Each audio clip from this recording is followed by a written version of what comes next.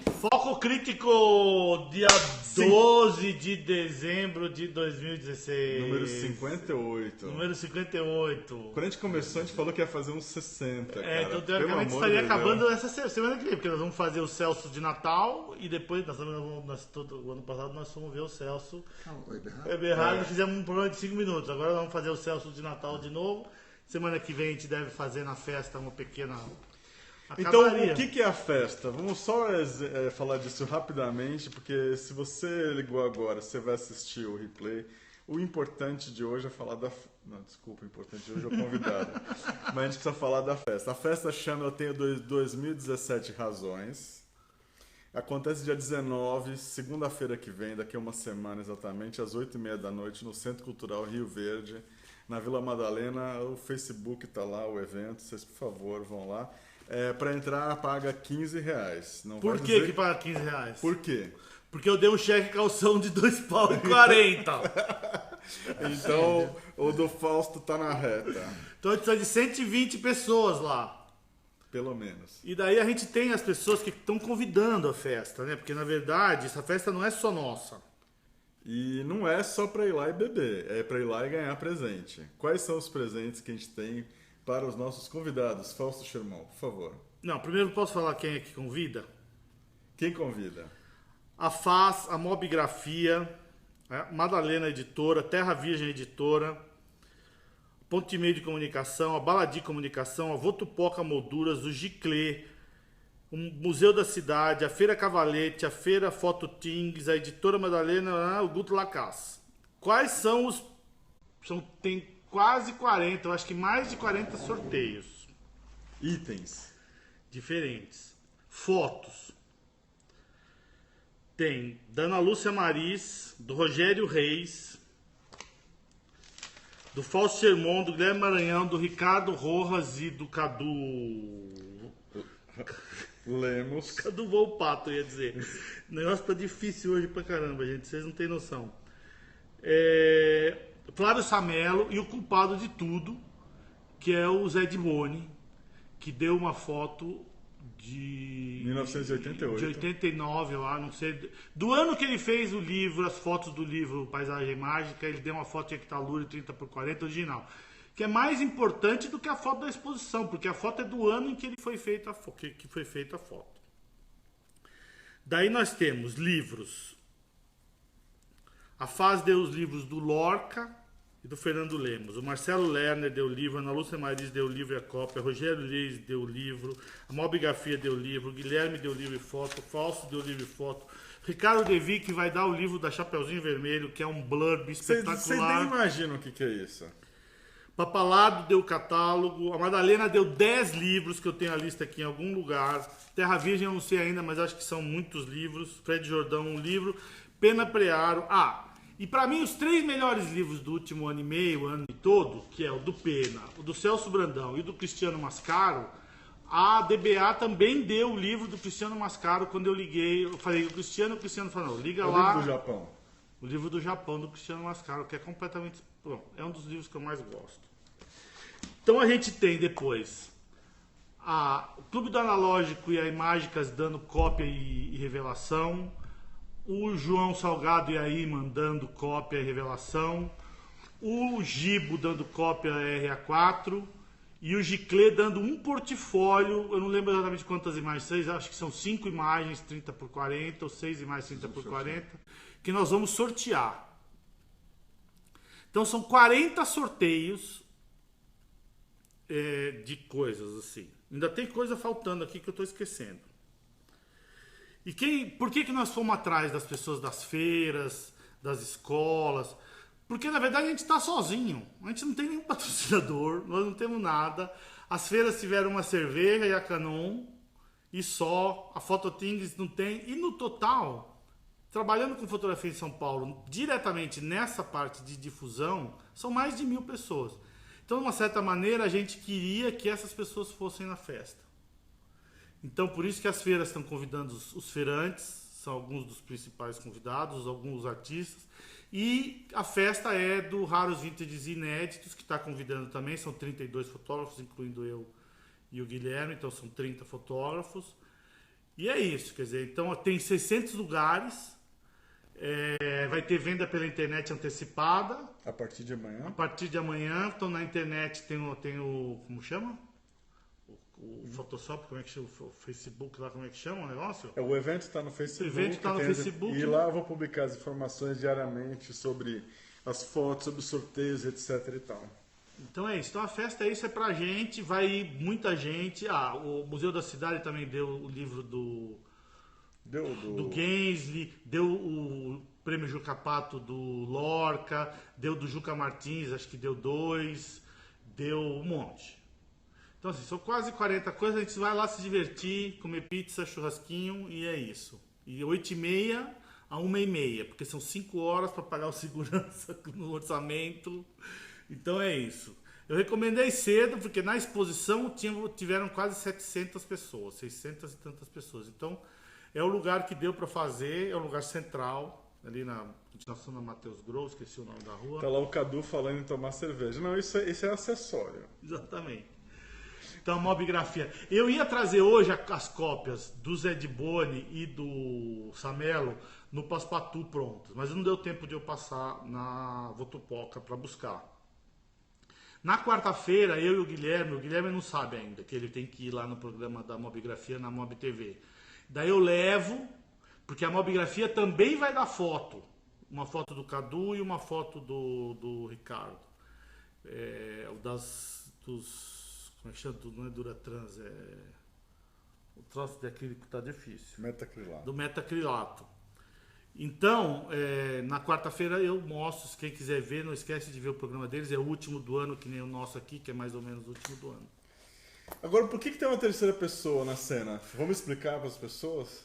Não, é porque o João a gente teve várias discussões durante esse ano fatídico que não acabou ainda. E daí a gente, há 2, 3 semanas atrás, teve aquela história do Sebastião Salgado, que eu brinquei e falei, olha, eu concordo com ele, provavelmente, com a conclusão dele, provavelmente por...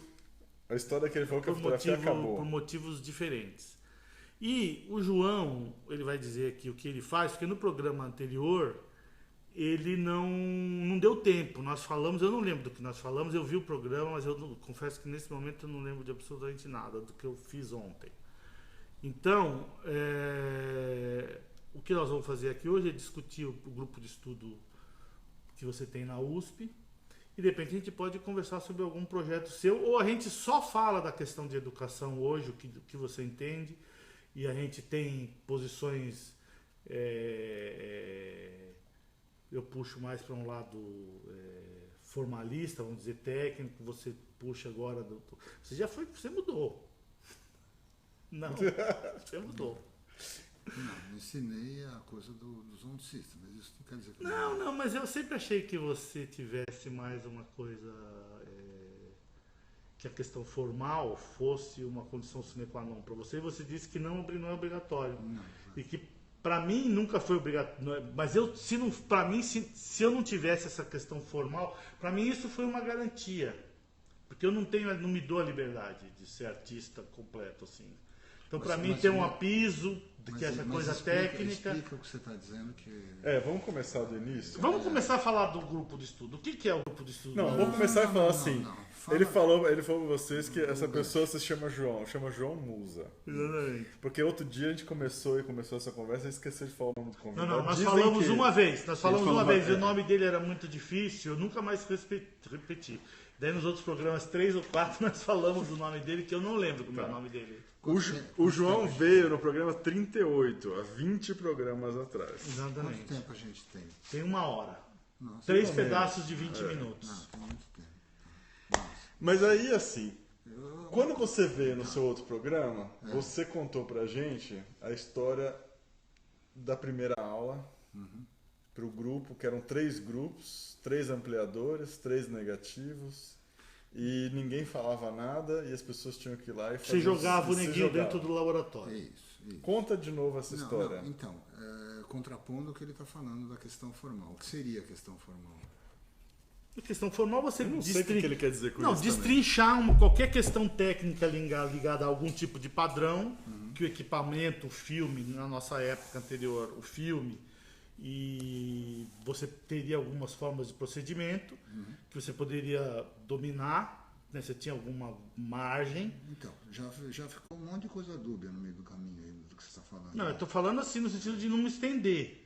Eu posso ir até onde você quiser, não acaba nunca mais. Não, sim. Eu aprendi com você. Não, mas Não. pensa um pouco. Fala. O que você ensina, na verdade, quando você está querendo dizer que tem uma coisa que antecede, que é a técnica? O que você ensina Você para a pessoa? no meu ponto de vista, Você você está ensina ensinando a a desvendar ver. aquilo sozinho, Você está né? ensinando a. Não, eu acho que está ensinando a ver da forma como aquilo vê para você juntar as duas coisas. Mas então, e você sabe o que a pessoa quer ver também? Não, isso é o terceiro, isso é depois. Tem Para uma- mim, você colocou, o que eu acho o seu diferencial nesse momento, que você mudou, é que você colocou tudo junto. E eu coloco isso no segundo momento, quer dizer, a visão pessoal da pessoa. Mas se você coloca uma coisa no segundo momento, esse primeiro momento nunca acaba. É porque a pessoa, na verdade, ela chega lá com essa visão pessoal dela Porque, e ela já na quer verdade, executar isso. Você tem um universo tão grande para ser desvendado, se você fosse falar do ponto de vista de pegar todos os procedimentos e explicá-los até o fim, né? Se é que você conseguiria fazer Não, pegar um isso. filme, já bastava, já era o suficiente. Mas aí, onde é que você vai com o filme? O que quer revelar direito o filme, não é? Ah, não, mas. Bom, Ô, João, chega mais pra frente um pouquinho. Um pouquinho mais. Eu Só tô porque bom aqui? Não, a voz do João tá muito baixa. Tá bom. Mas ele fala baixo e eu falo muito alto, e daí o microfone regula pra Não, mim. você já viu, você está conseguindo ler? Eu leio. Então vamos lá, continuando. Então, teria um parâmetro de que existe algum procedimento que esteja tão correto que você ensina alguém a fazer direito. Não é? Então, mas não é, quer dizer, no momento anterior, o que eu demorei muito tempo para aprender, e fui aprender com você, era que você precisava encaixar a escala de 10 tons. Então você aprendia a olhar para as coisas e ver de que forma você encaixava aquela escala de 10 tons. Não, tudo bem, mas isso era um exercício que a gente fazia para superar uma questão que a gente não tinha ela clara num determinado momento, entendeu? Para um aluno que está chegando, como é que você explica que é a revelação do filme, que talvez seja a alma do negócio, ou seja, o pulo, né? Para que ele possa olhar para uma coisa e interpretar a luz. Ele não sabe isso direito. Como é que ele vai medir a cena por variação de luz? É muito precoce você colocar essa questão, e talvez isso não seja o jeito de alguém começar, entendeu? Então, voltando na questão básica, talvez seja assim, você deixa o embate direto, né? O embate só existe se o cara pegar o lápis e desenhar, não é? Encarar o lápis e o papel. Agora, você vai começar a querer dizer que tem um jeito certo de desenhar, você mata, não é? Porque tem alguma coisa que vai ocorrer que a gente não domina, né? Na definição da linguagem, por isso que a linguagem não termina, né? A linguagem é uma coisa imensa, né? Porque é uma coisa, talvez, a definição, uma delas, que seria alguma coisa que o espírito está querendo colocar, né? Então ele usa a linguagem, e as coisas têm linguagens diferentes, né? Elas são...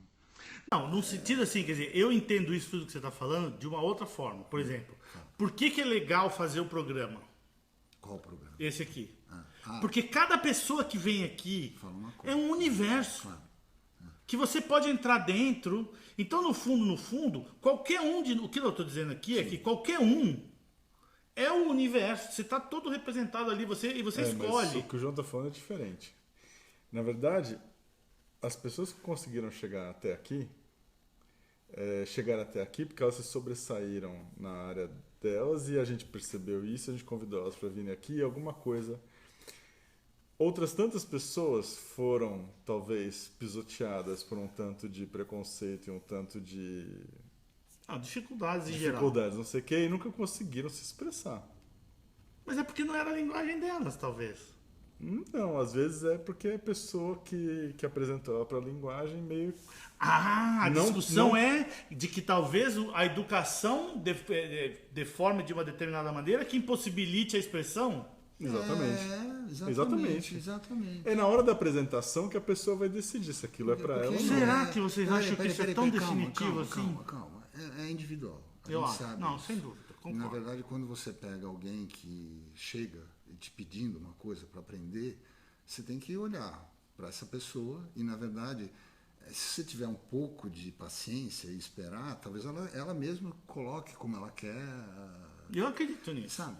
Eu acredito nisso. E o difícil é não passar por cima, porque se tiver um método muito certinho, lá você vira aquela coisa que é parecida entre todos. Né? É que pra mim, quando eu fui fazer o teu curso, eu já tinha laboratório em casa desde os 12 anos de idade. Então pra mim foi mais uma adequação. Então, é diferente qual de colocar... curso que você fez? Você fez um curso de sistema de zonas. Aquilo era muito novo pra gente. Sem dúvida.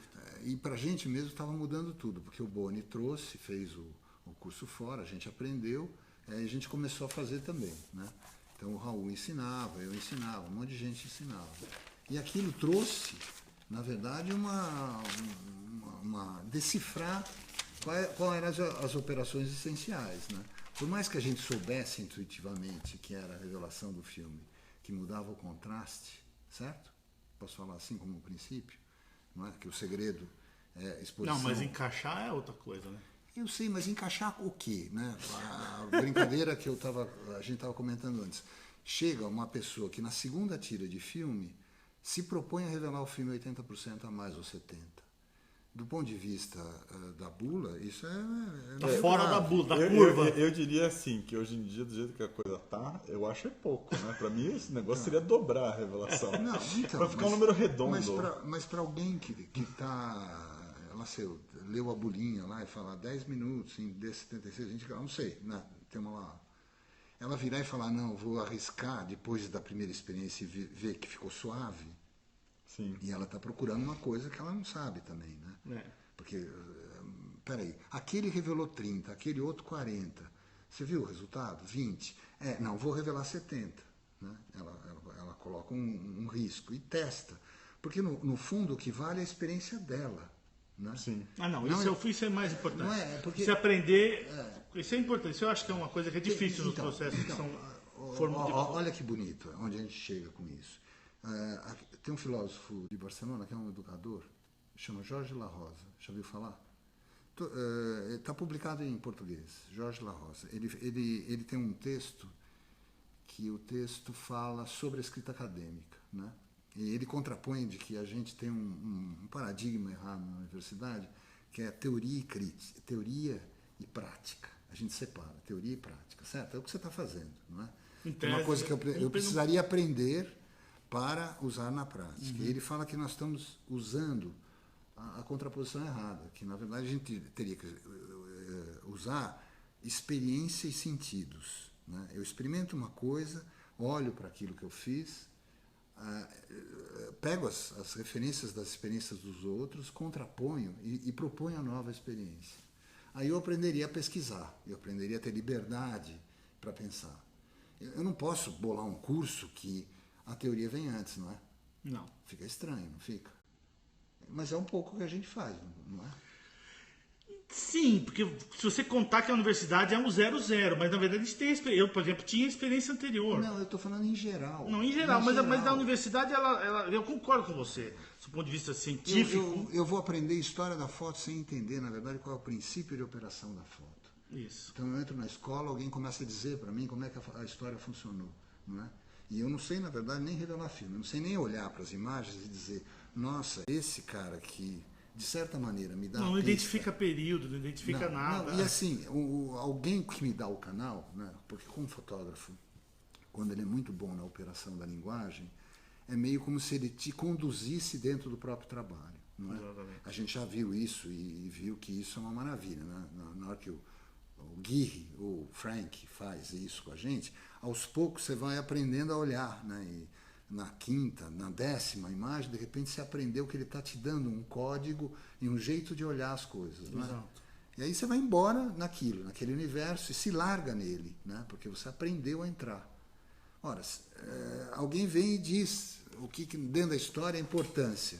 E você já olha aquilo do jeito errado. Você não propõe nem a experiência do cara olhar aquilo por si. Não, porque na verdade essa descoberta é talvez das coisas mais importantes. Né? É o primordial. É o primordial. Na verdade é colocar o espírito que está querendo saber diante da coisa espiritual que o cara está querendo dizer. Não é? Porque a linguagem é isso. Né? Por isso que é um pouco esquisito. Alguém quer ensinar o outro e começa dizendo que a linguagem acabou. Você não acha estranho? Não, que está pronto. Não, assim, e que está pronto. Nós chegamos no limite dela. Aqui não se pinta mais, não se fala mais em mancha de pintura, não é?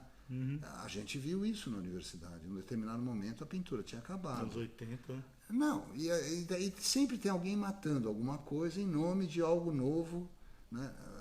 Se a coisa for autorreferenciada, eu posso até dizer isso, né? Eu me referencio em mim mesmo, porque eu acho que está esgotado uma coisa que eu estou fazendo, eu parto para uma próxima. Mas se eu estou educando alguém, a linguagem tem que ser colocada da maneira plena. Ela está ali aberta para quem quer manipulá-la, não é? E eu vou operar campo, uma abertura. Exatamente. Um espaço lindo, né? Lindo, né? Porque as coisas têm linguagem própria, né? O Benjamin fala os objetos têm linguagem própria. Exato. As pedras têm linguagem, não é? As flores têm linguagem. Tudo tem linguagem. Eu posso ter dificuldade até de falar disso, porque eu não sei traduzir a linguagem para operacionalizar isso, porque eu não sou um poeta, ou não sei, não sei trazer aquilo talvez para palavras, ou até para uma imagem, ou para uma pintura. Mas se eu tiver acesso a isso, talvez eu consiga trazer essa relação estranha, né? Do ponto de vista de alguém que está traduzindo alguma coisa para outro, né? Linguagem pura, né? É isso que se trata. Então eu não posso começar ensinando falando que ela acabou. Então, mas daí na hora que aparece então assim, nós vivemos uma mudança. Não, exatamente. Nós estamos num momento em que o processo o processo mudou.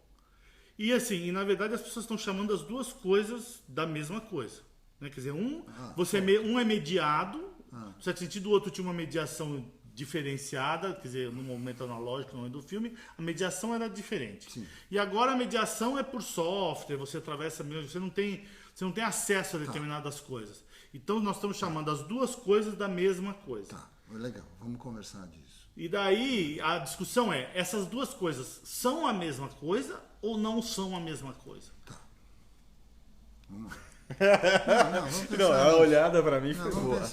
Mas eu só acho que a gente podia... Bom. Vai lá. Não, mas vamos pensar se é a mesma coisa ou não. Tá?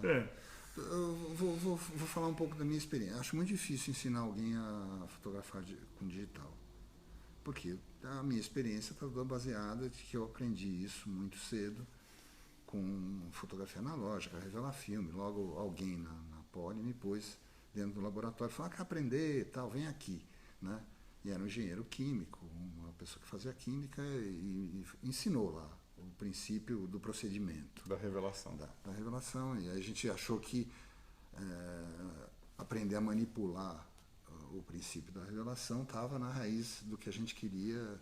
Logo de cara, essa intuição apareceu ali no grupo, Raul, o Marcelo, enfim, as pessoas estavam juntas. Na hora que você põe o digital fica um pouco distante, né?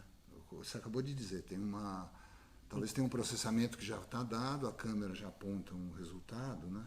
E é difícil desmontar aquilo, porque você não tem acesso à raiz da gravação. Tem até, mas não é... Não, do ponto de vista leigo, eu consegui desmontar um pouquinho. Não, mas eu acho que do celular no outro dia. Um arquivo RAW, quando ele aparece na tela no primeiro momento. Não, mas você sabe qual é o problema? Principalmente de uma câmera ruim, sim, é um prazer, porque você vê ali um campo para trabalhar. Claro, isso. Às vezes as pessoas hoje em dia falam muito assim, eu gosto da Fuji, que o JPEG já sai pronto. Sim. E daí eu falo assim, eu gosto da 10D, que o RAW vem RAW. Tá. Mas então, a coisa do celular é interessante, porque outro dia eu comecei a pensar, daí eu fui ver a questão das objetivas e do software. No celular. O celular. Qual é o problema do celular em relação... O grande problema do celular em relação à fotografia anterior não é a fotografia digital que é o problema. A fotografia digital ainda tem alguns parâmetros, o foco, uma série de coisas. Ela segue alguns padrões da fotografia analógica. No celular é panfocus, o software que faz é uma empresa só, quer dizer, por isso que ele entrega o JPEG, quer dizer, o problema porque ele já faz um contraste específico de borda, que já tem uma leitura, já tem um software, uma inteligência artificial gigante dentro do troço, que já interpreta e joga lá e depois você tem um monte de fios. Agora estão dizendo que... O sensor do tamanho de uma cabeça de alfinete também. Mas isso acaba sendo um problema menor, porque a tecnologia andou pra caramba. Foi engolido pelo algoritmo. E o software, quer dizer, então faz o troço Panfocus, não é só por causa é porque como o sensor é pequeno, então a lente acaba tendo essa profundidade de campo absurda, 2.2 equivale a 16, a 8, a 11, e uma grande angular, tá tudo em foco. Né? Agora, então assim, então comecei a ver que a gente está começando a mexer com o celular, não sei o quê, fazendo projeto. Então a gente está começando a destrinchar o troço para ver como é que pensa, como é que conversa. Então, por que era fácil ensinar alguém, ou é fácil, acho, a revelar e ampliar? Por que é pedagógico? Porque você pega todos os princípios e revela o filme e projeta e põe no papel. Se ficou muito suave, se ficou escuro porque queimou demais, se ficou claro porque queimou de menos. É bem simples. Se ficou suave é porque você revelou o filme pouco. Se você revelou o filme demais, ele vai contrastar. Ora, já tem uma coisa imensa. Um aprendizado ali, enorme aí. Enorme, mas ele sabe, ele tem um embate direto. Então a gente revela em função de um papel. Então a gente insiste. Um filme e um papel, até que você aprenda, não é? Aquela câmera que ele pegou lá, arrumou, ele vai aprender a medir, ver que tem uma coisa que o fotômetro mede a densidade média, né? Se ele vai para uma cena muito escura e ele fizer isso, ele vai perder alguma coisa, enfim. Os embates são meio diretos, né? E está desmontado o Não, princípio. é causa e efeito o tempo inteiro. Então, é a beleza da coisa, porque talvez ensinar a pintar, desenhar, tenha isso. A questão essencial... E o peso da trás, mão, tem não sei o que, a largura do pincel, são coisas simples de entender. Mas... e o desenho está partindo, talvez, aí, se você acessa a questão mais íntima do sujeito, provoca isso de uma maneira que ele tenha a liberdade de produzir o que ele está afim, né? Você não dá um tema a ele. Sim. Você provoca no sentido de que ele vai procurar o que ele está afim de registrar e desenhar, não é? Sim. Quando ele traz isso com muita intensidade. E ele sabe que, no fim, não é que ele sabe, ele pode não saber dizer, mas ele parte de um princípio quase essencial. Assim, a árvore você começa desenhando não pelo contorno. Você procura na árvore algo essencial da árvore, que te diz da árvore, não é? O Jardim dizia isso, a gente desenha pelo meio, nunca pela borda. A imagem fotográfica ela é descritiva, né? Ela tende a querer desenhar e contar tudo ali. O sujeito está operando e errando, ele perde esse critério. Então o erro vira uma coisa, às vezes, de esconder a sombra ou estourar uma alta luz. Não interessa, de repente ele acha um jeito de se expressar ali, mesmo no erro, né? Sim. Porque você não está dando o acerto, contrariando a questão técnica que antecede, porque se eu for atrás da palavra, eu vou ver que eu separei na contemporaneidade a palavra técnica e ela estava associada a uma poesis antes, ela vinha junto. Se eu estou usando o pincel é porque eu pratiquei a questão técnica com a questão poética e ela realiza na tela o que eu estou querendo. Claro, isso é uma batalha, não é? Tinha uma frasezinha bonita que a questão da mancha na pintura é a questão da mancha na pintura. Ela é o princípio da linguagem, da cor da mancha. Então é a mancha. A foto também é uma mancha. Não é? Uma mancha de luz que está ali desenhada naquele grão. Ora, eu vejo às vezes o menino procurando uma coisa que é sumir com o detalhe, né? Em nome de algo que eu não sei ainda. Porque ele também não sabe, mas ele está procurando. Então, dê liberdade a ele fazer isso, né? Na questão digital, eu vou ter que entrar numa conversa onde é que ele está vendo, onde ele está imprimindo. É na tela? É na tela da câmera? Puxa, mas aquilo também é super fabricado. Então eu não tenho como acessar aquilo e dizer, não era assim, era amarelo, não é dessa cor aqui. Eu teria que dar esse critério para que ele pudesse virar e falar, nossa, eu estava vendo amarelo. Como é que eu faço isso? Aí você precisa de um monte de coisas para ele poder dominar a imagem. Chegar num processo para conseguir chegar até o fim, para conseguir voltar no começo. Você tem que dar de novo tudo a ele. Ele teria que ter uma impressora, olhar uma tela e falar, não é isso que eu estou vendo, ou não queria ver. Fica mais difícil, não fica? Não sei se a palavra é difícil. Mudou tudo, né? Não, fica difícil porque fica inacessível. Onde é que está o princípio de operação? Isso estou querendo dizer. Tá certo. Entendeu? O princípio de operação onde é que está? Esconder, fazer uma foto escura. Eu só quero a pele e o brilho. No analógico isso acontece de uma maneira até mais fácil. Será que a gente vai acabar buscando outro tipo de informação, outro tipo de... vai querer dizer outra coisa, que a linguagem vai procurar uma outra expressão, a gente vai falar de outra coisa com a fotografia digital, talvez? Eu acho que ela vai para lugares que a gente não imagina ainda, né? Não, isso que é uma beleza. Mas eu acho assim, a foto nunca foi uma coisa só. Essa é a questão. Isso. Aí nós estamos chegando no assunto. Ela nunca foi. A gente acha que ela é uma coisa, né? Ela nunca foi. Quando é que ela parou e disse assim? Talvez a gente tenha visto uma estabilidade no procedimento nos anos o quê? Não, daí é o jornalismo, 60, daí é a coisa 80. Impressa, daí é o news. Eu acho que o lugar onde a coisa toda converge... Na cópia, mas na verdade é aquela realidade que nós estamos discutindo, conversando como política, economia, jogo de futebol. Não, mas eu digo não assim... estou sendo contra nada disso, hein? Estou dizendo sobre a posição da linguagem, é onde a coisa converge. E está estática ali, presa ali. A linguagem está presa ali. Nós estamos falando de uma coisa que todo mundo entende como uma realidade específica, fechada, com aquela luz e não sei o quê. Mas mesmo na hora que a gente achou que isso estava fechado, a gente acaba descobrindo hoje que alguém trabalhou isso de uma maneira diferente. Isso, não, mas isso tudo bem. E aí você pega o trabalho... Não, arrasto, né? Tipo, fora de foco, arrastado, tempo, flash, tudo. E até dentro de um convencional, coisas como... Estou esquecendo o nome do canadense. Um sujeito que trabalha com Kodachrome. Puta, aqueles livros que você Herzog. tem. Não conheço. Não? Pode ir atrás, tá naquele site. Eu vi ontem. Como é que é o nome dele? É o Herzog, é um canadense. Naquele site AXN, American Suburb, sabe? Sabe o site do Doug Richardson? Não, eu vi que fez o trabalho. Era um historiador que fez um trabalho baseado na tela do Google e acabou fazendo a zona de exceção americana, que ele queria, na verdade, conhecer para comentar como tinha uma zona de exclusão social, e ele começa levantando o mapa das periferias das cidades americanas pelo Google e acaba fotografando a tela numa tela de calibragem e acaba editando o trabalho. Esse cara funda um site que chama American Suburb, e o Herzog, Fred Herzog, pronto, lembrei o nome. Fred Herzog. Fred Herzog. E ele faz em Kodachrome, o trabalho está agora publicado, e é uma pequena maravilha, assim. Né? Na hora que você olha o conjunto de imagens, você tem um prazer de estar olhando uma coisa que tem um olhar fresco, né? Nada parecido com nada que a gente viu, assim.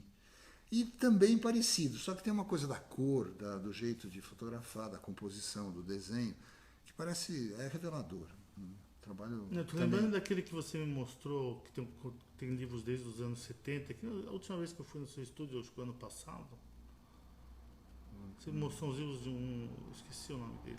Você tinha vários livros já, 2, 3 livros dele, que também são de paisagem, que tem ele e a mulher. Esqueci completamente. São coisas de processos de linguagem que estavam completamente fora do radar. Skildensen. Isso. Joaquim Skildensen. Isso. Um sueco. Isso. Esse é outro. Que estava completamente fora do radar. Qual que é o sobrenome? Joaquim Skildensen. É com S. Skildensen. Não, é com E. Com E? Um erro que eu faço. Tá. Tem vários. Não, mas isso não é uma. Isso é o lado bom da história, eu acho. Porque na verdade você tem essas pessoas que são. Não dá nem para chamar fora da curva, porque toda curva tem as coisas fora da curva, então acaba que. Né, faz parte desse tipo de processo. Mas na verdade eu acho que a questão do procedimento de trabalhar define um pouco a maneira do que termina o trabalho. Então, o Cadu da mobigrafia fala, isso aqui não é uma coisa que você Isso aqui não é um equipamento, uma coisa que você carrega no sentido como era da máquina. Não, isso aqui você tá com você o dia inteiro. Então, a hora que isso aqui faz parte de vocês como câmera, que isso eu não consegui fazer ainda. Esqueço que isso aqui fotografa. O tempo inteiro. Eu esqueço que isso fotografa. Então, eu carrego a câmera. Então, isso muda isso aos pouquinhos. E você percebe que tem, pela produção que as pessoas têm com o celular, você percebe que é uma outra forma de fotografar que eu não fotografo. Sim. Quer dizer, o procedimento do ato acaba definindo de alguma forma alguma coisa que é outra coisa, diferente da que eu faço, pelo menos. Quer dizer, não tem aquela... A minha intenção, ela é fotográfica, no sentido, vamos dizer, formal. Então eu tenho, né, fico lá, ou comprimento a lente, ou a lente que eu estou usando, não sei o que. Quer dizer, o cara de celular, sei lá, ele enfia a câmera, ele, no sentido de dentro da cena, ele tá dentro da cena, tem uma proximidade diferente da câmera, por causa do foco total, quer dizer, é tudo outra coisa, quer dizer, no sentido do próprio comportamento que a câmera toma, no sentido de que você, de forma como você está colocando ela dentro da situação, porque a câmera meio não participava dentro da situação, a câmera é um objeto do fotógrafo. Sim. E agora o celular, ele é um negócio lá. Mas Filma 3D lá, sei lá. Uma maneira de resolver seria trazer essa imagem que está voando aí, né? Ou na tela ou no próprio celular, para o papel, né? Sem dúvida. Acho que aí ela sentaria, né? Ela adquire, na verdade, a coisa real, porque vira matéria e tal. Então, não, eu acho e você pôr isso em papel, acho que você dá uma... Acho que é uma boa definição. O que é fotografia é o que você põe no papel. Uma acalmada não. Não. E na hora que você começa a esticar o que ele fez, pensar se é essa mesma cor, se, sabe? Aí a coisa parece que ela te ensina, né? Porque vira real, né? A coisa que está só no coisinho sendo... vira um pouco abstrato. Talvez eu não consiga pensar. Eu sou educado e aprendi de que eu preciso do papel. Então eu ensino isso. As pessoas a trazerem as imagens para o papel. Mas isso também era complicado. Complicado. Deixa eu usar a frase de uma outra maneira. Fotografia colorida, sei lá, 20 anos atrás. Não dava para algumas pessoas fazerem. Exatamente. Agora dá, né? Não era uma coisa. Então, isso também é uma facilidade. Nossa. Quer dizer, com uma impressora dessa, você... Mudou E na tudo, verdade, né? essa impressora, ela custa hoje o que um ampliador, sei lá, um best-seller 6x7 custava há 20 anos atrás. Mas sem inflação. Não, eu digo como assim, investimento. Ela custa, né? o valor de, sei lá, eu ia falar de um aluguel de um mês. $600 fora, mas aqui é um pouco mais caro. Aqui vende 3 mil reais, quer dizer... Entre 3 e 5 você quando faz o cara ia no centro, na Sinótica, comprar um best-seller Isso. novo, ele gastava mais ou menos essa grana. Ele precisava ter dinheiro, né? Sim. Lembra? Era uma coisa muito Sim, dura. você acabava indo comprar um usado. Você tinha que rachar com alguém. Exatamente. Não era 3, 4. Que é o que as pessoas fazem com a impressora hoje. Exatamente. Também, no entanto, só que a gente não conseguia fazer cor, né? a manutenção era mais barata do ampliador do que da impressora. Verdade. E se você não tinha grana para comprar papel naquele mês, você não ampliava, mas o ampliador continuava funcionando no mês seguinte. A impressora não fica. A impressora Não, não. o papel era mais barato Naquele tempo era muito. Vamos dar um intervalo? Eu posso deixar uma provocação? Pode. Sabe quando eu assumi o que era... Já era inexorável, mas eu não assumia. Quer dizer, fotografia digital, não sei o quê. Quando eu comprei um monitor, mudou a minha vida. Você sabe disso, você lembra quando eu comprei um monitor, mas eu queria falar disso. Tá. Então vamos fazer um intervalo e de 5 minutos a gente já continua. E a gente está na trilha sonora da festa. 60 filmes. Nós compramos, acho que 200 e não sei quantos rolos de CNS com revelação e contato da Sinótica já Foi o último lote disso que teve no Brasil, da Kurt Alex, que tinha importado esses águias. Foi o que eu aprendi, foi como eu aprendi a fotografar. O dia que eu saía fotografando, não tinha problema de gastar dinheiro. Que não tinha. Comigo foi o Fumapan. Fumapan. Que eu comprei 10 latas, 10 reais, 10 Nada reais bem, cada lata. nada bem, na Sinótica. Na Sinótica. Bom, boa noite, o papo aqui, olha, tá... Esse é o número 58, hoje é 12 de dezembro de 2016, nosso convidado João Musa. Estamos aqui falando sobre educação, inícios, começos e agora fins. Então, voltando à questão. Chega mais pra frente, você que tem... E o Fausto pode chegar uns 2 metros pra trás, o Baltar falou. 2 metros? Fala baixo. Vamos ver se você sabe falar baixinho. Não, não sei, eu grito alto. Não, eu grito... Meu pai falava, grita baixo. Então, a questão da fotografia digital, para mim era uma coisa obscura. Eu consegui facilmente chegar nos arquivos.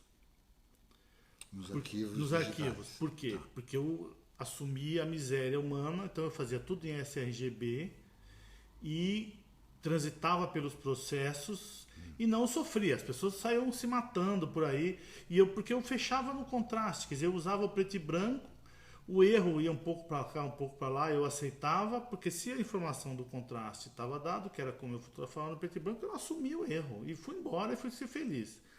No dia que eu comprei aquele Dell lá, Ultra Sharp? Não, é um Dell que é o primeiro que calibra, que é 94% do Adobe RGB.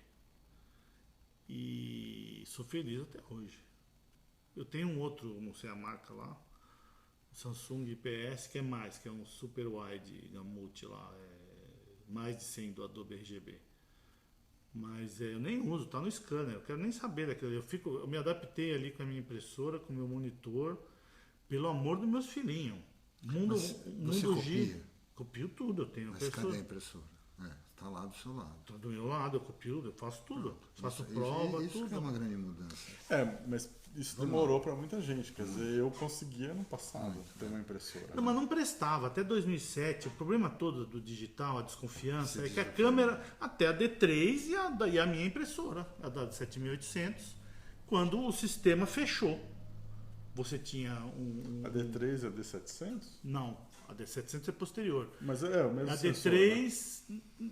A D3 e a D300. O D300 é o meio quadro, 12 mega, e a D3 24 mega. Daí, teve a D3S, que é 24 mega. Teve a D3 que era 12, daí teve a D4S, depois teve a D700, que é o membro da D3. Então, quando faz isso, o 35 do digital fica melhor do que o antigo. Chega no formato médio quase, no sentido... Chega no formato médio, beirando. Chegou aqui perto de 15 MB, porque o arquivo que você arranca... Não tinha 11, né? Quando não tinha 11, mas tinha vários problemas que não fechava. Daí quando a impressora fez a escala lá, é 2007. Por coincidência, 2007, a indústria é 2007. A minha impressora é de 2007, 2008, que é a primeira impressora que é o... eu acho que é isso mesmo. Como é que chama lá a minha tinta? Ultrachrome. Ultrachrome, a primeira impressora que é Ultrachrome. Então, fechou o sistema e daí vamos embora. Daí vamos lá. Daí eu comprei a impressora em 2010 do Marcelo Lerner, porque ele comprou a grande, eu comprei a pequena dele, a média, e eu comprei o monitor.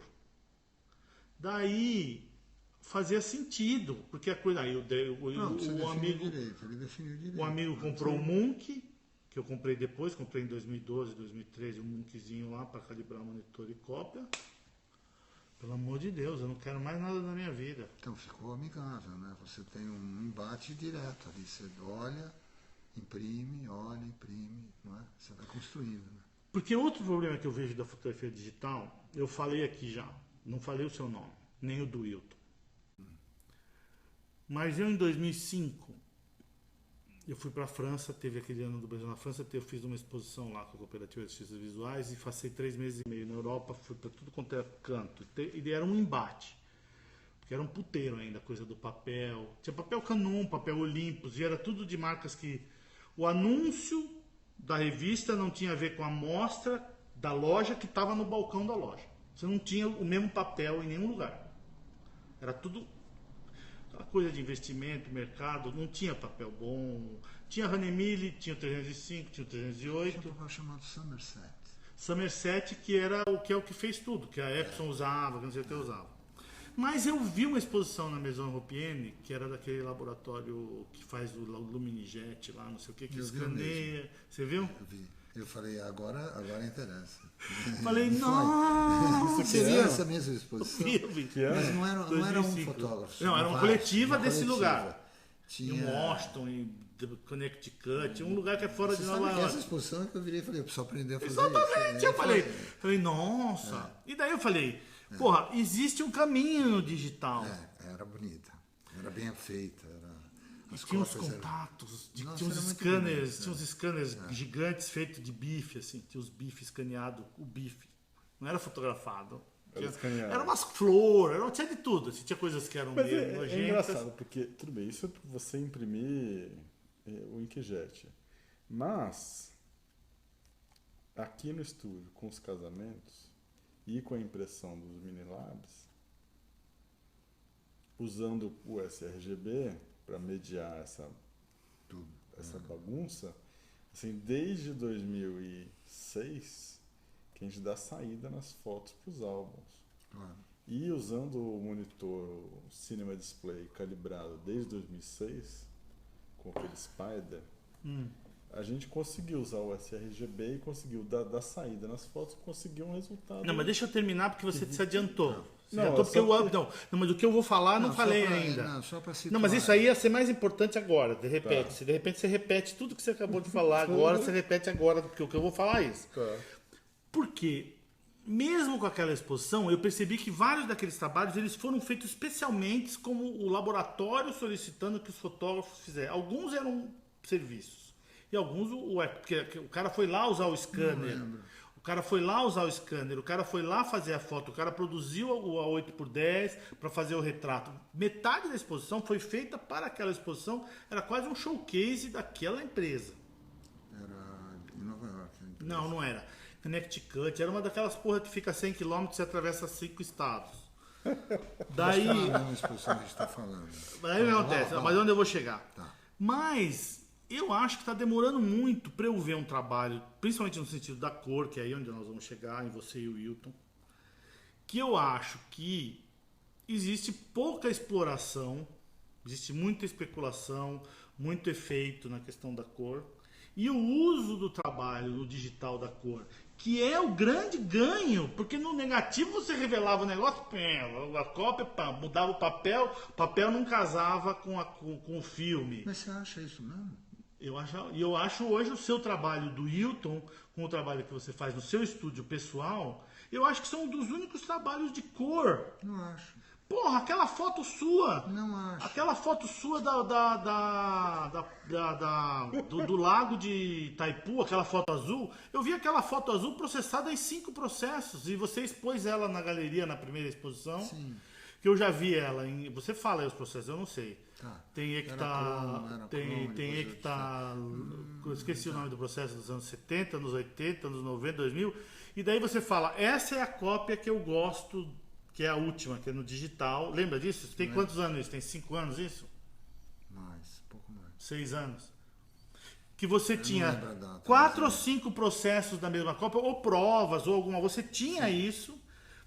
E daí você falou, olha, nós chegamos num lugar na cor, nesse momento. E você com aquelas escalas, aquelas coisas todas, você tem um trabalho de preocupação com cor, em calibrar a câmera, calibrar e trabalhar a cor, estudar o processo, estudar o gamute, vir atrás daquele Mas não tom. sou só eu, é um monte de gente. Mas eu não gosto dos trabalhos. Em 90% eu acho que a coisa vamos dizer, é mais fetiche de trabalhar com câmera de 80 mega do que o cara tá realmente ali cumprindo. E daí agora eu acho que o que você ia falar, aquilo que você falou, você pode falar de novo. Por que você gosta do Joaquim Skildensen? Porque ele faz exatamente isso. Não, vai saber, não concordo. Não, o próprio Joe, aquele lá que a gente gosta, que morreu agora, o Meyerowitz. Não, aquele dos anos 80, dos anos 50, que veio Saul Leiter. Nossa, aquilo é incrível. Mas aquilo era o cromo, entende? Que para mim, aquilo bem. era o cromo, quer dizer, ele via o cromo. Isso. E agora nós estamos num processo que tem interpretação no meio. Mas você tem o controle, quer dizer, abriu o gamute pra caramba, porque nós estamos com uma coisa de cor, uma palheta de cor. Eu não vou dizer que é infinitamente, mas ela, pelo menos, ela é infinitamente mais equilibrada. Porque você tinha um filme que não tinha azul, um filme que não tinha vermelho, e um filme que não tinha verde. Eu acho que tem muita gente mexendo com a cor legal. E você gosta? Então, pô, me apresenta, pelo amor de Deus. Não, o Joel Stanfield é um. Mas não, tudo bem. Tudo bem, não. Não, vamos lá. Não, o Skillet. Olha o que os caras aprontaram de Kodachrome. Olha aquele 200 americanos aprontaram com Kodachrome nos anos 70, 60. Tudo bem, mas nós estamos numa coisa que a gente está olhando também agora, as traduções. Isso. E as traduções estão vindo do digital. Alguém está pondo em ordem isso. Concordo. Não é, o que eu estou fazendo? Eu estou escaneando meus negativos antigos. E estou processando cópias que seriam impossíveis e que foram impossíveis na hora que eu tentei tê-las em papel. Porque o negativo estava com defeito. Não, crossover. Alguns filmes são loucos. Não, os negativos PB já não davam cópia, tinha problema. Vários tipos de problema. Que eu não conseguia resolver no papel. E agora eu estou resolvendo no digital. Estou escaneando, olhando, falando, nossa, eu queria sempre esse céu de tal maneira que nem um burning ia resolver. Nossa, agora, não consegue. Você faz uma vez na vida. Então, agora está lá, não é? A única vez na vida você fez no quase computador. Como se tivesse alguma coisa ideal em relação ao próprio PB, pensando então, no papel. Mas isso é o lado bom isso, da coisa. Isso. E na cor, a pesquisa é nova, é recente. Porque a coisa da cor... A gente começou a ensinar Foi você ou foi o Wilton que me mostrou a coisa do 16 bits, 14 bits? Foi você? Não sei, não lembro. Mas foi uma conversa que foi pra mim, fez, nossa, vamos ver o que é isso. Eu comprei aquele livro do Lab Color. Você já viu esse livro Lab Color? Sim. Falei, nossa, existe, quer dizer, a hora que você entra no Lab Color, que você trava e tudo vira número, você passa a andar dentro dos gamutes e ver, você começa a entender o que as câmeras estão conseguindo ver. Falei, puxa vida, dá para entrar no procedimento também, dá para entrar. E hoje você tem, são muito mais equilibrados os sensores do que qualquer filme que nunca existiu. Né? A gente pode até gostar da palheta do Kodachrome, eu adoro. Nunca usei o que teoricamente é o que eu mais gostaria, que eu acho que é aquele 2 lá. Né? Mas hoje em dia, se quiser, dá para você fazer aquele troço com algumas Só que é mais difícil a partida, né? Como é que você faz? Qual é o princípio? Como é que você opera? Isso. Por onde você vai? Você vai pela temperatura de cor? Você começa a mexendo no contraste geral da cena. Puta, se eu falar o que eu tô fazendo agora, calma, minha carreira, eu tô subexpondo tudo, eu tô falando tudo do contrário. Eu não tô super expondo indo no meio. Eu tive alguns problemas de alta luz. Tô fotografando que nem cromo. Isso aqui tá 1/3 subexposto, meio 2/3 subexposto. Né? E aqui não tem alta luz, mas eu comecei, como os sensores têm o meio quadro tem 3 pontos e tanto, a sua tem 6 pontos e tanto, 5 pontos você pode buscar sem ruído. Mas é diferente, né? Não, mas é incrível. Diferente. Tinha uma foto se de um você menino... subexpõe ou põe no normal, depois faz escuro, é diferente. Não, mas é pouco que eu subexponho, eu só fico com medo da alta luz. E tinha uma cópia de um menino agora na feira SP Photo Week, que o cara não tem livro, não tem nada, esqueci o nome dele, é um nome meio alemão. E o cara tinha uma foto de dentro de um bar no Brás, que era espetacular. Era aquela foto impossível de você fazer, porque entrava uma luz por um lado e o bar devia estar subexposto pouco em relação ao sol que estava fazendo lá fora, tinha um pouco de luz artificial. Então era um escândalo de uma foto interna que parecia iluminada para um filme de Hollywood, assim. E eu perguntei, mas você mexeu muito, isso aí tá muito... Você subiu muito a baixa luz, você mexeu, não sei o que. Ele falou, não. 400 asas, não sei o que, quer dizer...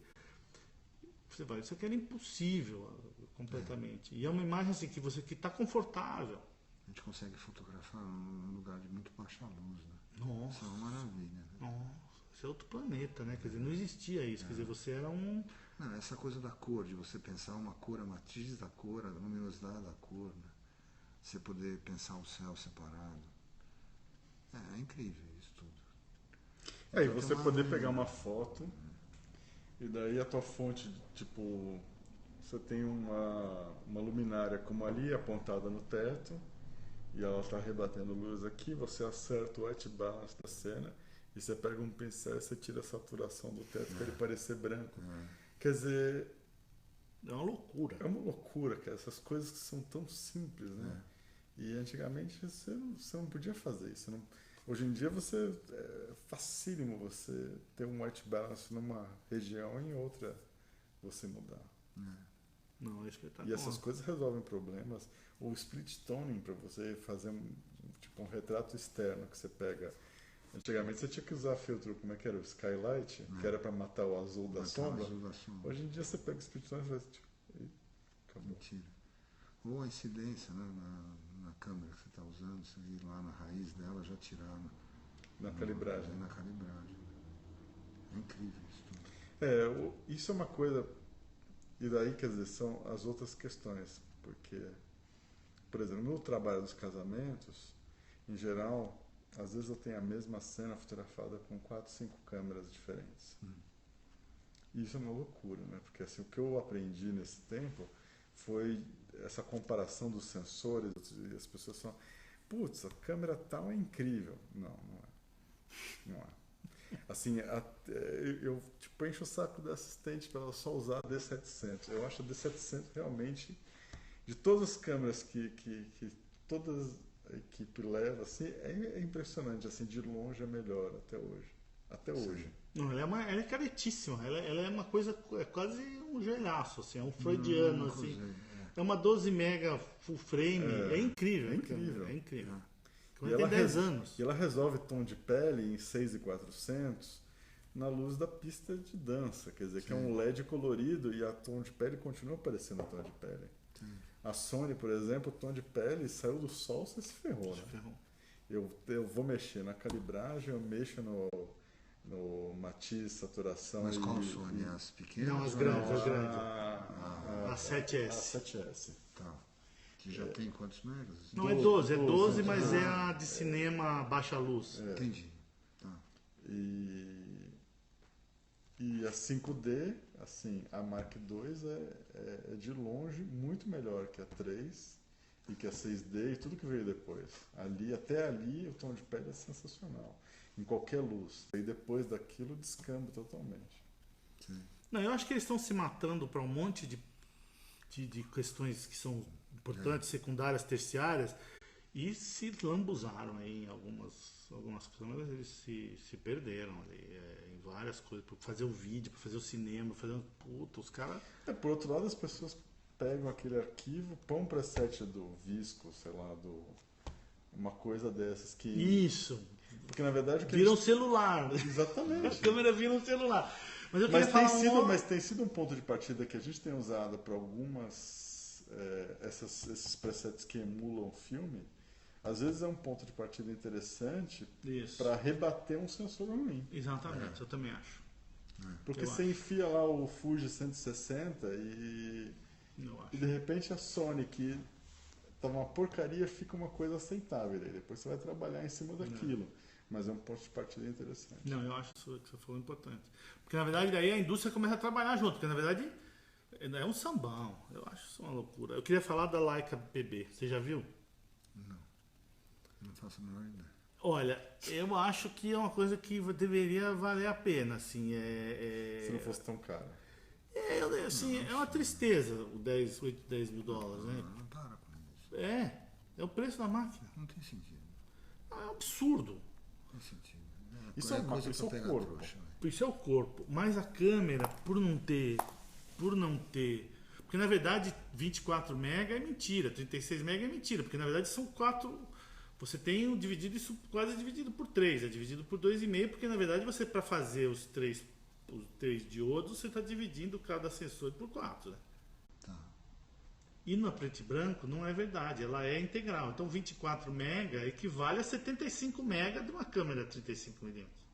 Se ela fosse colorida. Não é verdade. É verdade, você precisa ver os arquivos. É?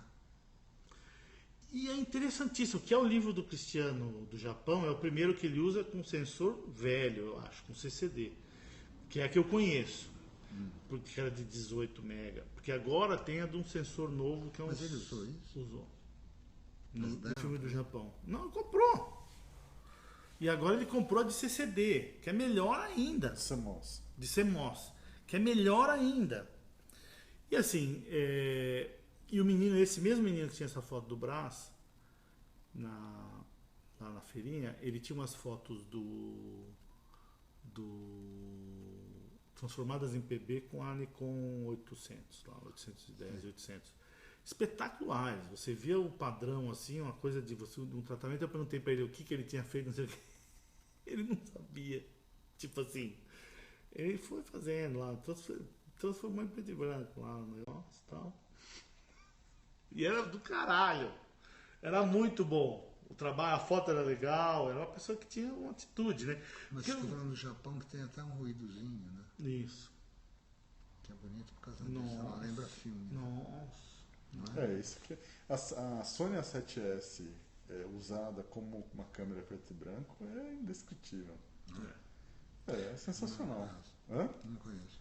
É sensacional, porque você vai com ISO até, assim, usando sem medo, até 51.000 em preto e branco. Não, 12.000 você vai sem... 12.800 é o novo 400. É uma coisa O impressionante. cara fazendo teste com essa câmera de cinema, o diretor de cinema, ele usa tal, de Hollywood, o cara que é o diretor de publicidade lá, o Bloom lá, ele usa, ele vai, passa de 40.000 asas, 50.000 asas, 100.000 asas, 80.000 asas, ele fala, não, aqui passou.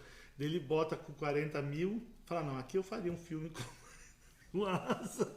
Ele tá no mar, escuro, na praia, tem um pier lá em Londres, sei lá onde, esqueci lá o nome da cidade. Explorando. Lá longe, assim, tipo uns 500 metros lá, e as pessoas estão aqui sentadas aqui na praia, ele começa com 100 asas, 200 asas, não dá pra ver absolutamente nada, aí vai 20.000, 40.000, povo, você tá vendo as pessoas.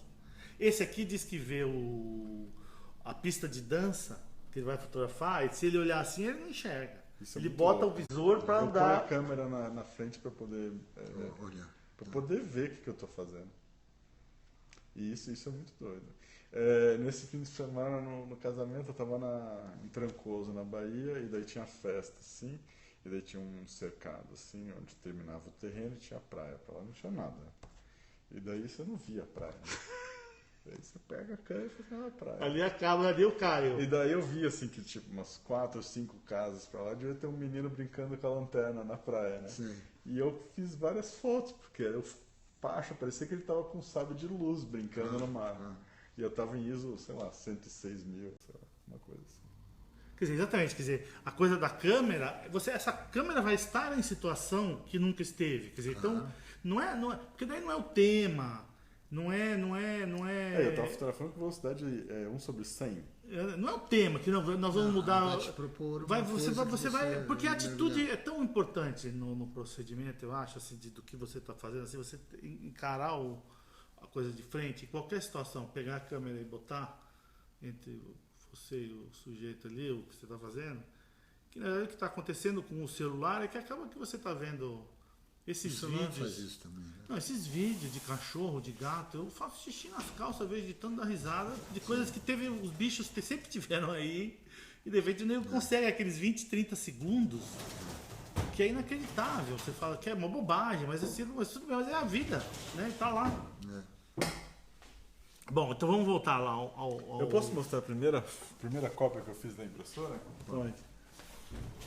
Agora eu lembrei disso, isso é engraçado. Porque você também falou dos papéis, não sei o quê. E quando eu recebi a impressora, eu pedi um papel da Canon, porque eu falei assim, tem que ter uma folha de papel para testar esse negócio, né? Peraí que isso aqui... Tá aqui. É isso aqui. E daí isso aqui... São duas fotinhas aqui. Isso é aquele scanner Pacon, filme Superia 400, ou uma coisa, sei lá, Equitapress, sei lá. Tá muito bom isso aqui, isso é a primeira cópia. Isso é a primeira cópia, no perfil da papel Canon, perfil da impressora que já vem. Aquela tá super neutra. Outra coisa que me incomoda na câmera digital essa neutralidade do balanço de gris que a gente não está acostumado. Quer dizer, para mim, me incomoda. Não, todos. A hora que você acerta, é demais para mim. Tipo, aquela coisa neutra, de uma luz perfeita, eu sempre sujo as minhas fotos. Mas acho que todo mundo. Né? Isso é engraçado, porque tá falando tem o céu que é azul, a água que é lamacenta e o chão que é de terra. Não, tem que mostrar um pouquinho mais devagar, eu acho, para as pessoas verem melhorzinho um pouquinho. Então, assim, eu acho que assim, outra coisa que me incomoda mais no digital é essa percepção Mas o balanço de gris ser muito neutro demais. Para mim, não curto. E, assim, essa foto aqui era 35-2 da Canon. Na Canon Elan 7 de filme. Eu matei a distorção. Aqui. Então, isso por si só, você jamais teria essa foto desse jeito. Ah, é verdade. E eu usei uns 2 degradês aqui para acertar, uniformizar, digamos assim, O céu. O tom do céu, não que ele tem uma diferença, mas o tom do rio. E o chão, né? Que aqui Então também tem um gradiente aqui e um gradiente aqui. Deve ter um entrando aqui e um aqui, assim. Talvez que tivesse mais claro e eu deixei assim. Mas aí é Dodge, né? Que seria. Que seria o Dodge e tal. Mas em cor podia dar problema de cor, né? O Dodge podia dar problema de cor. Mas e foi um negativo que foi o primeiro teste que eu fiz com o Pacon, quando chegou, comparando ele com o Epson. E daí é louco, porque aqui você tem essa região aqui, que é a perna do cara na sombra da bicicleta, veja bem. E é um tom de pele. E o Epson não é. Isso também, assim, o scanner da Epson ali, ele se embanana todo, né? Entendi. Isso... O Pacon, sabe o que é? É um scanner que foi feito a partir do scanner de cinema, de fazer esqueci o nome do processo de você digitalizar. Telecinagem. Eles fizeram um scanner para você escanear o filme inteiro rápido. Sim. Fazia 2.000 por Minilab. 2.000 e 3.000. Ele faz 2.000 por 3.000. Então isso aqui tá um pouquinho mais do que Mas olha que lindo, aqui. Tem o grão, tá tudo certo. Ele dá um grão bem bonito. Eu desenho direitinho. Né? E escaneia o filme inteiro, assim, se você tiver o padrão, se tiver o profile do filme, o número do filme, ele lê a borda ou você pode botei um contraste depois, quer dizer, isso aí foi pro Lightroom e dei uma tratada porque ele vem mais suave mesmo. Mas é complicado. Então, mas aí a coisa do digital, assim, eu ainda acho assim, porque a maioria das coisas que eu mais gosto de fotografia impressa, elas foram feitas com filmes. Eu não vejo tanta coisa feita com digital que supera o híbrido, do que o negativo cor ou cromo cor. Eu ainda acho assim, quer dizer, que o estudo da cor, o uso da cor, ainda não está nos trabalhos de uma maneira geral. Mesmo aquele Polidori, aquele do mar, que tem aquele Polidori. Que é isso? Que tem aquela praia azulzinha clarinha, aquelas pessoas nadando. Que é o Máximo Vitali. Vitali, eu acho que é isso. Porque o outro lá tira o sarro e fala as piscininhas do Vitali. As piscininhas do Vitali. Quer dizer, aqui lá você percebe que aquilo foi tratado. Eu não consigo descobrir se aquilo é filme ou se é digital, entendeu? Sim. Mas então, assim, por isso a minha dúvida em relação a comprar equipamento full frame e gastar dinheiro. Eu quase comprei uma Pentax 645. Eu lembro. Daí a Nikon lançou essa 36 até 800, eu desencanei, troquei de 36, carro. Não, 36 depois 42, que é 800 e 810. Porque era 40 mega que eu ia comprar. Custava 42 megas é a Sony. Sony não. Mas era médio formato, 40 megas, é que eu ia comprar. CCD, eu ia. Daí, graças a Deus, a Nikon lançou aquele 36 a 800. Eu desisti, eu falei, eu vou esperar esse troço, eu não sei mais nada. Agora, eu adoro o meio quadro, porque o meio quadro, pra mim, ele é melhor que o 35 velho. Ele já é melhor, pra mim. Eu já acho que ele é melhor. Do que um Super 400, né? Não, do que qualquer coisa. Do que uma Leica com Kodachrome. Eu faço um estrago com isso aqui. Com as lentes boas. Agora, eu acho que daí eu vou lá no formato médio com filme. Eu ainda tenho um pouco de filme por causa das expedições que eu fiz lá. Já tenho o filme todo vencido já. Mas eu tenho muito filme ainda, 4x5 e 120. Então eu sigo fazendo as coisinhas, vai fazer o quê? Não me entusiasmei. Me entusiasmei na impressora, me entusiasmei no scanner, me entusiasmei no monitor. Agora, na fotografia digital, você vai me dizer, não, eu fotografava muito com 35, mas não eram meus projetos. Então eu continuo fazendo mais ou menos a mesma coisa. Para mim, assim, do meu fotografar, não mudou muito. O que mudou é a câmera que anda comigo, que era... O meu mudou muito. Exatamente, porque você mudou tudo. Mudou muito. E aí, conta pra mim como é que você acha? Porque eu lembro de você fotografando no estúdio e transmitindo Wi-Fi, lembra disso? A primeira vez que eu fui no estúdio, você tava 120 fotos, e queria trocar o processador, porque tá demorando 2 horas, dá pra demorar 1 hora com o processador, não lembra disso? Primeira vez que eu fui lá, você fazendo. Fazia foto de estúdio. Né? Fazia foto, tava fazendo reprodução, eu acho. E é uma casa, então a sala que eu trabalhava para acertar a cor era em cima e o estúdio era embaixo, que é a sala, estava tudo dividido. Mudou porque, bom, na questão da reprodução, é absurdo, né?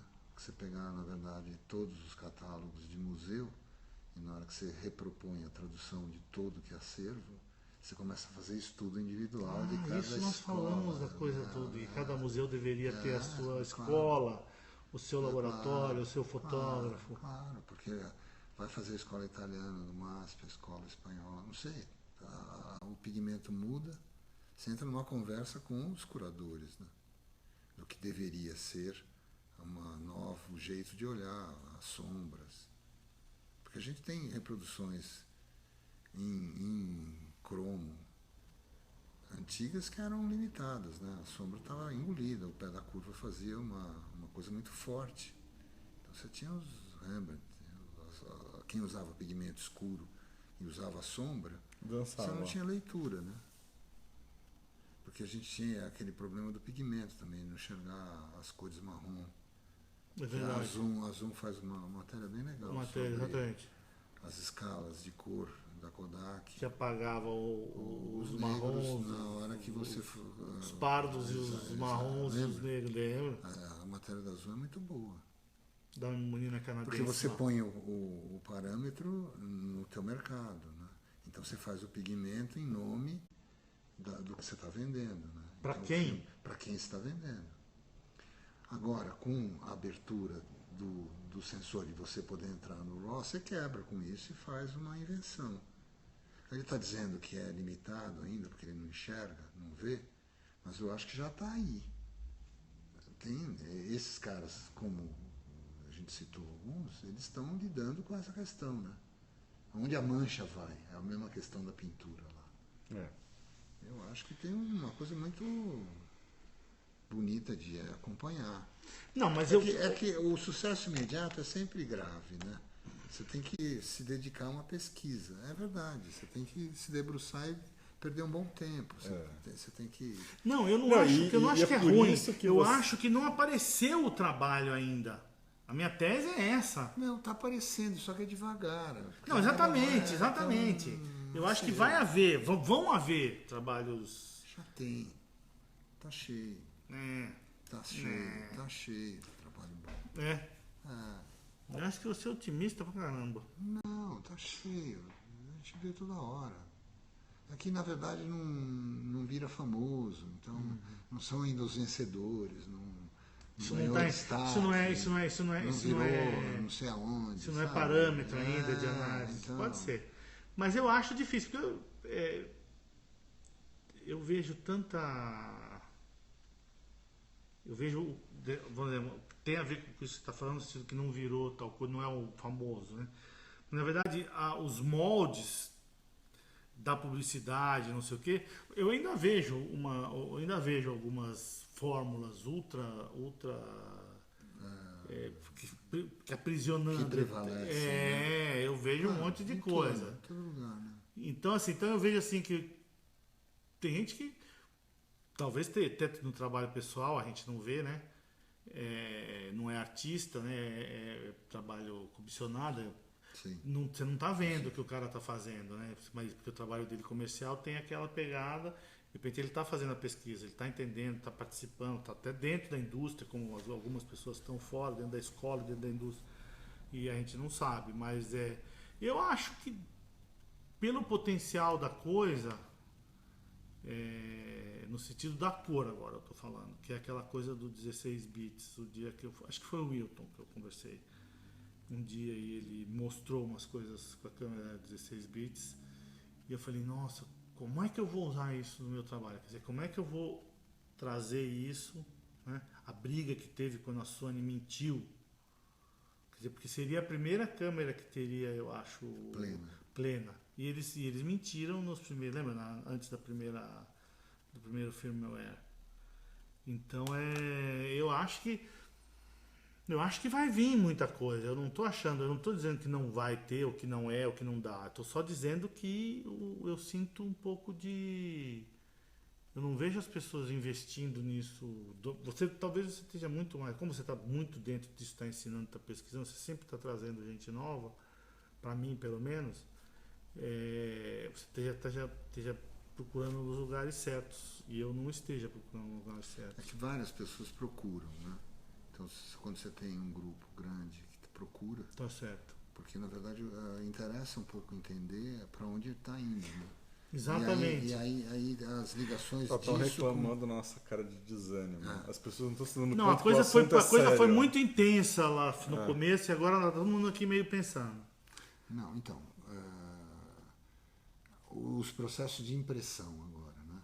Se você pensar assim, eu tenho lá o monitor, eu conquistei o monitor, aí o monitor eu calibro, aí eu tenho uma cópia impressa que eu tenho o resultado dela na mesa, eu vejo a tira, eu coloco numa luz equilibrada e penso nela, volto para o arquivo e transformo o arquivo, volto para a impressora. Esse é o caminho, né?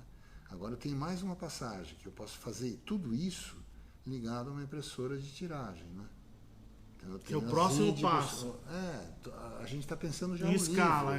Está pensando no livro, não é? A Ibis está implementando a Índigo 10.000 lá dentro com padrão, né? Para impressão. Não, e trouxe aquele Wide Gamut, o livro do Pena é impresso de Wide Gamut. Você já viu o livro do Pena? Vi. É super bem impresso, tá louco. Impresso. Não, e a Índigo com não sei quantas cores agora, né? Porque foi o não vi que eles ainda. deram, né? A Índigo é aquela que faz o... HP que a i9 isso. Tem a 7000, a de formato A3+. Que faz eles trouxeram a 5475, que é uma meia folha grande. Então a possibilidade da dobra não é 66, 7451. É a meia folha daquele papel grande. Então, e você imprime isso em Garda, ou em Munken, ou em Aerobook, ou em Pollen. Você já viu os perfis que o Monese colocou em Pollen? Não. São uma maravilha. Não, vi todos esses negócios que Então, a gente tem visto. Não, mas na Índigo eu não vi. Na Índigo. A Índigo, gente, é uma impressora plana digital, é uma impressora offset digital. Do PDF para a impressão do offset. Você imprime quantos números você quiser, on demand e tal. Você precisa ver os GCRs que ele criou. A gente está desenvolvendo junto lá, porque eu estava atrás de umas coisas PB que estão impressas em cor, mas que não tivesse aquela oscilação da cor quando você passa de nuances, que às vezes você enxerga o verde na digital, um vermelhinho, sabe, na nuvem, a nuvem com variação de tom. Não, como tinha antes. Então ele faz um GCR, ou seja, ele tira a cor, põe mais o PB e a cor só entra como suporte para fazer preto direito, que você precisa calçar. Que é o cromático e o acromático. Não. A remoção das cores no PB para que a variação da cor não apareça. E fica só no preto. Não, ele fica no preto. Não é preto calçado. É preto calçado. É preto calçado. Preto calçado. Ou seja, para dar o preto eu preciso imprimir com as outras cores. Isso. Como eu não posso na Índigo trocar, né, poderia até pôr só PBs, ele tem que imprimir cor, senão comercialmente ele está lascado. Ele imprime o PB com cor. Para que não haja essa oscilação, ele faz uns GCRs, uma remoção de cor. E aí o resultado está chegando num lugar incrível.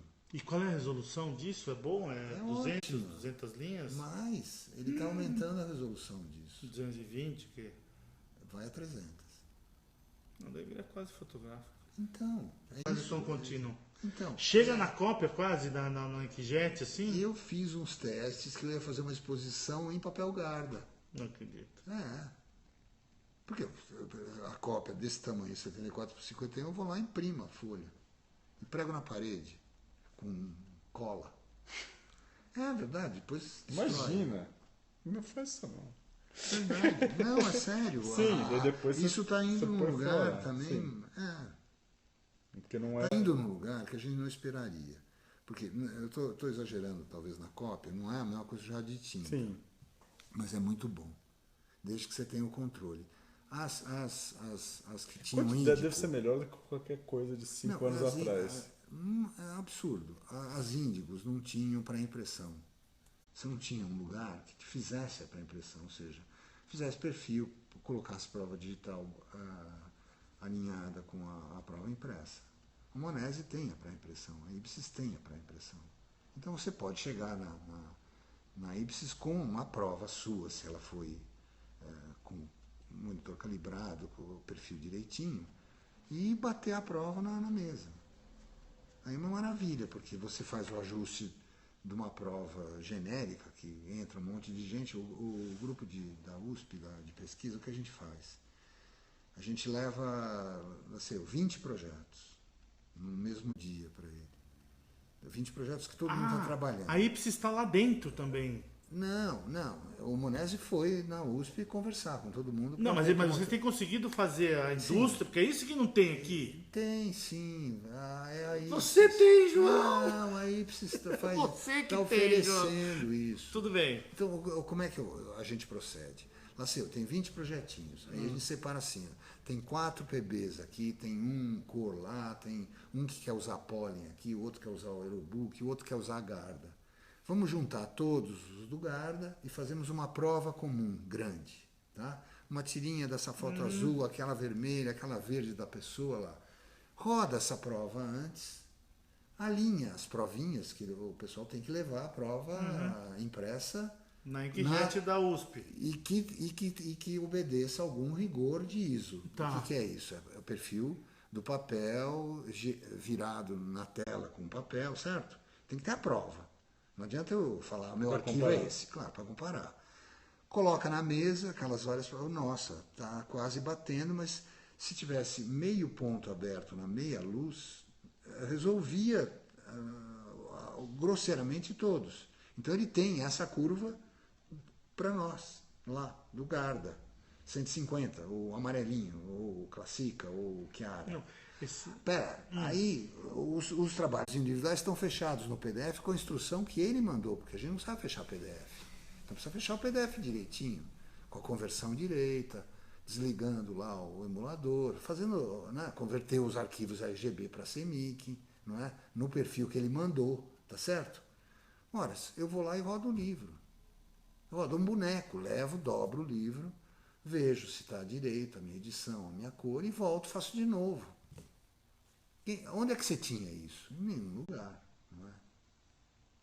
Eu acho isso incrível, porque vai mudar, não é? Porque eu vou não só pensar a cor, mas eu vou pensar na cor na relação dela interna. Você vai pensar o processo inteiro, até o livro. O processo inteiro, tem que fazer isso. Porque não é um sambão, era uma coisa que cada um, tipo, a gente chegava e entregava a Deus e ia tomar uma. Exatamente.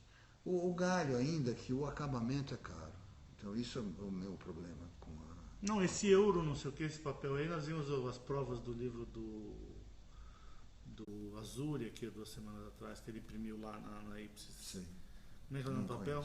Eurobook. Esse Eurobook, ele fez um o Eurobook livro, é bem branquinho, né? Um livro PB, um livro PB de foto aérea do Rio de Janeiro noturna, com câmera a 16 mil asa, 20 mil asa. Espetacular o livro, completamente fora da... Sim. E é um puta livro, mano. Não, e dá para fazer 2, 3, né? Você vai lá e imprime 5. Sei, entendeu? É possível a gente planejar uma coisa que leva a questão da edição fotográfica até o fim. Quem que ia te dar essa chance? de controlar o procedimento dessa maneira. Você teria que entrar com uma verba para rodar um livro de 500 mil exemplares. A graça está em pegar esse projeto, por mais que seja caro, talvez, nesse instante ainda. Não, mas é outra escala. Mas a gente tem um problema com o acabamento. Nossa, o acabamento é muito caro. É muito caro. Então, fechar um livro, às vezes é R$100 e poucos a unidade. Aí é caro. A impressão não. A impressão não. É por isso que isso aqui é engraçado que no mercado dos casamentos tem muita gente que trabalha com as folhas soltas da índigo. Claro. E faz encadernação chique num lugar chique, de uma capa de couro, não sei o que. Que os meninos costuram, tem vários. Mas daí você num desses papéis da impressora, eles não tem preservação nenhuma, né? Amarelo, tudo, né? Quase. 5 anos, esses. Garda? Os garda, tudo da vida. Livro amarelo, a borda, mas tô falando em relação ao cara vender um álbum de foto. Não, mas as pessoas lidam com isso. Lidam com isso, não é tão grave. Não, mas a fotográfica dura 25 anos, colorida. Não, dura mais, mas não é isso. A questão é que é um livro, em papel garda. Não, o que você está falando é uma coisa. Eu tô falando uma coisa que ele contou agora. As pessoas fica feio, fica. Não, deve ficar perfeito, deve ficar muito bom. Não, eu acho que deve ficar bom, de borda, você diz, por causa que o papel amarelou. Não, eu que estou falando, não é ele que você acha que o desbotamento, você diz. O livro está fechado, Fausto. É a mesma coisa do Semic. Abre um Semic aí no livro dos anos 60 e deixa no sol. Não desaparece. Em 2 meses. Você passa a ter um livro azul. Exatamente. O Mickey vai embora. Bom, aqui tá tudo apagando aqui. Não, já era. Eu não enxergo aqui o nosso negócio. Bom, a gente começou a falar de educação, daí nós fomos até não sei aonde, nós estamos em 1h30. Já passou. Nós estamos em 1h e 38 minutos. Aquela depois vai desligar daqui a uns 3 segundos. Daí nós entramos no digital. O que ficou faltando? Faltou tudo, mas não faz mal. Não, mas eu acho que a gente completou várias coisas. Nós não falamos ainda dos seus trabalhos, né? Nos meus trabalhos eu estou fazendo aquilo que eu disse. Eu estou pegando coisas que eu nunca consegui finalizar e tentando editá-las. E montar os bonecos. Olhar boneco um atrás do outro. Esse está sendo um grande prazer. Então eu estou reeditando a Amazônia. Editando um livrinho que eu nunca fiz, que é do Peru. Que foi a segunda viagem importante que eu fiz. Que ano, Peru? 75. Tá. Estou trabalhando um livro de cor dos últimos 5 anos aí. Daí uma edição grande, gostosa, assim, de tamanho de mas daí é tudo digital. Já tem 2 bonecos, tudo digital. Essa cor. Estou Porque editando um livro de negativos escaneados da Patagônia. Mas isso é recente, das panorâmicas? Mas é 2002, né? Não, você foi de novo. Mas entendeu? O que me interessa é editar. Falando pra você voltar mais 10 vezes em 2017. Gente, é punk, porque na verdade assim, a pessoa que organizou o pensamento, na verdade acaba que a carreira dele, que tem 45 anos, 40 anos, eu não sei quantos anos tem. Não, eu comecei a fazer foto em 70. Então são 44, 46. 46 anos, na verdade se você pega, a hora que a pessoa organiza, dá pra ir por ano. Dá pra ir, porque é o seguinte, na verdade né? Quer dizer, por isso que dá pra falar 46 anos. Não, e se você olhar a tese de mestrado, é uma tese que é um projeto, ela nunca foi editada. Do ponto de vista de resolver as questões que ela colocava. Claro, entendi. Lembra, essa imagem azul que você falou, do céu, da água, é uma imagem que era um cromo, que virou um arquivo digital, que virou cópia naquele procedimento que aquele fusão, Ciba fazia. E depois virou não sei o que, virou um procedimento da Ciba. Você fez um hectalor, foi Cibachrome? Cibachrome. O que foi? Estão sugerindo que a gente passe a apresentar o Foco Rio, você vem de vez em quando. Não, isso assim, se me pagar, quiser comprar a minha parte, eu estou vendendo. Você está vendendo? Bom, eu acho que nós temos que encerrar. Temos que encerrar. Pô, meu, eu acho assim, puxa, super obrigado. Imagina, Teve um convidado que fugiu, mas eu acho que assim, a gente vai ter que vir você e ele um dia pra discutir, pra gente ir pra outro. Seria legal, né? Porra, Seria eu espero legal. que ele tenha visto a provocação que eu fiz com ele hoje. E ele respondeu 2 vezes o e-mail de Buenos Aires. Então eu acho que ele tá a par. Então, gente, olha, feliz ano novo. Nós vamos fazer um extraordinário. Ricardo, estamos indo pra lá. E segunda-feira tem festa, gente. Daqui a pouco a gente se fala, tem um eventão. Espero que vocês tenham gostado. A gente faz o melhor que a gente pode. A gente faz com carinho, dedicação e a gente só faz porque a gente gosta. João, Valeu? Obrigado, João. Imagina, Obrigado foi um mesmo. prazer. Foi legal mesmo. Obrigado mesmo. Não, eu gostei pra caramba. Eu achei que a gente amarrou o bicho aí pelo pé. Boa noite. Ai, meu Deus do céu. Tudo